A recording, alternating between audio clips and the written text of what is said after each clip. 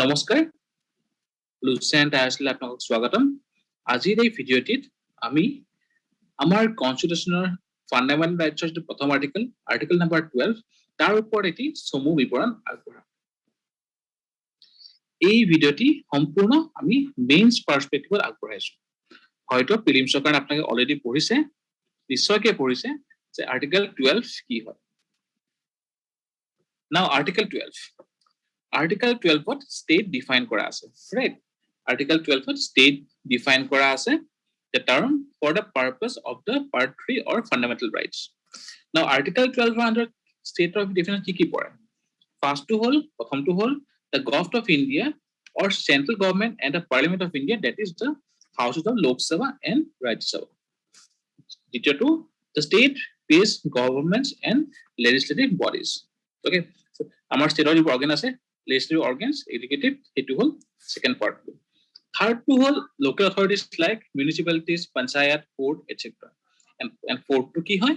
all other authorities that are present in the Indian territory or operating under the supervision of Indian governments.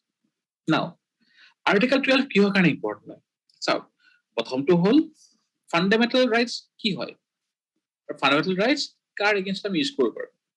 Right? Ami hokolo jano we all the fundamental rights are available against state action right now he state মানে কি হয় জানো আমি দরকার এখানে article 12 under state or definition yes first part second part and third part is pretty clear but fourth part or still phrase আছে all other authorities now এই all other authority ভিতৰত কি পৰিব তাৰ ওপৰত ভালেখিনি কনফ্লিক্ট আহে যদি আমি সুপ্ৰিম কোৰ্টেৰ কেসৰ ফালৰ পৰা চাও তেনে হলে in the year 1954 there was a case which is known as the University of Madras versus Santabai case আপোনাক এইটো Santabai case বুলি Santabai case ঠিক আছে সেই কেছত কোৱা হৈছিল যে even colleges universities established by government were excluded under the state definition ঠিক আছে কি হয় কাৰণে up to 1967 judiciary was very restrictive judiciary কেটামান ফেজ আছে তেনেকে passive judiciary active judiciary বা judicial activism judicial legislation আমি হিমুৰ judiciary part পঢ়ি now BCCI আপোনালোকে সকলো জানে BCCI কথা ইন্ডিয়ান টিম সিলেক্ট কৰে ইন্ডিয়ান টিমৰ মেম্বাৰ অফ আমাৰ নেশনাল এৱাৰ্ডৰ কাৰণে তেওঁলোকে নমিনেট কৰে BCCI এতিয়া আৰ্টিকেল 12 ৰ যেটো ষ্টেট ডিফিনিশন আছে তাৰে আন্ডাৰত আহিব নালাগে whether BCCI be regarded as a state under article 12 আপোনালোকে ভাবেনে যে BCCI state of under কৰিব লাগে now law commission recommended BCCI should be declared as public authority CIC recognized BCCI as the public authority under RTI Act conventionally fundamental rights are available against the states now Article 12 was to evolution as a tarkana kitaman case important hoy first time we already kolo is Santabai case of 1954 ঠিক আছে next to whole 1962 এটা case আছে যেটো কোৱা হয় উদ্ধমবাই case of 1962 jot in that case the judiciary held that all that other authorities will be interpreted broadly তাৰ আগতে narrow sense interpret কৰা হৈছিল ঠিক আছে later in the year 1981 very important main part to এই part to very important in the year 1981 there was a Supreme Court case known as the Ajay Hasia case or Ajay Hasia versus Khalid Mujib case yata ki korisle Supreme Court laid down the test for the body to be called instrumentality at a test Supreme Court laid down korisle ki নাম to instrumentality now instrumentality কি হয় ইয়াৰ আন্ডাৰত কেইটামান condition supreme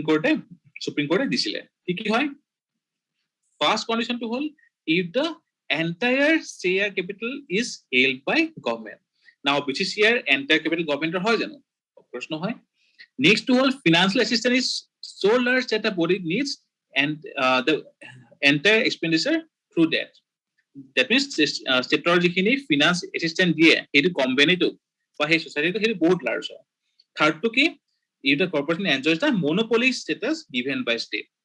ঠিক আছে তেনেকুৱা আকৌ আৰু দুটা কন্ডিশন আছে এটা হল existence of deep and pervasive state control আৰু এটা হল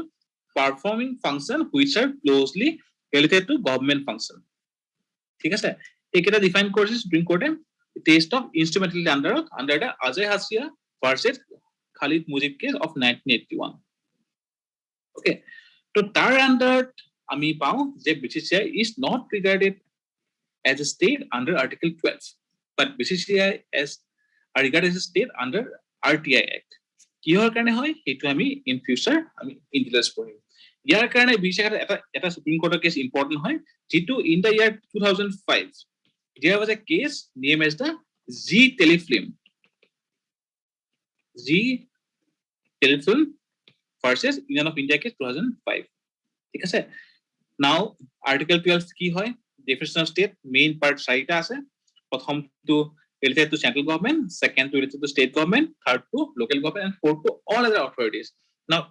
all other authorities part 2 পৰা বহুতখিনি debate start হয় important supreme court case তিনটা আছে Santabai case then Uddambai case and Ajay Hasia case আৰু Ajay Hasia case basically important because ইয়াতে instrument যেটো condition আছে হেতু lay down কৰিছে supreme court ঠিক আছে this is the approach যেটো আপোনাৰ দৰকাৰ হ'ব মেইনছ অৰ প্ৰিপাৰেচনৰ কাৰণে হয়তো প্ৰিলিমছৰ কাৰণে আপোনালোকে হয়তো যে জানি থৈছে যে আৰ্টিকল 12 কি হয় নাও আৰ্টিকল 12 ফৰ এনালাইসিস পাৰ্ট 2 মেইনছৰ কাৰণে ইম্পৰ্টেন্ট হ'ব আজি ভিডিওটো এইখিনিতে এৰিছো